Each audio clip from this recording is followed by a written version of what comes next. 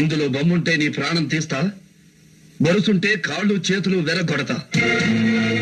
బొబ్బిలి సింహం పంచం మళ్ళీ ఈ సీమలో కాలు పెడితే ప్రాణాలతో ఉండవు.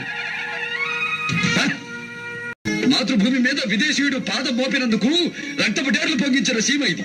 ఒక ఆడపిల్ల శీల రక్షణ కోసం మరోసారి రణభూమిగా మారాల్సి వస్తే ఇక్కడ వృద్ధుడి రక్తం ఉప్పొంగుతుంది, పసిబిడ్డకు మీసం మలుస్తుంది, పచ్చి బాలింత పిడిపాకు చూస్తుంది. మీ తుపాకీ చప్పుళ్ళకి ఈ బొబ్బిల్లో చెట్టు మీద కాకి కూడా లేవదు ముఖ్యమంత్రి గారు.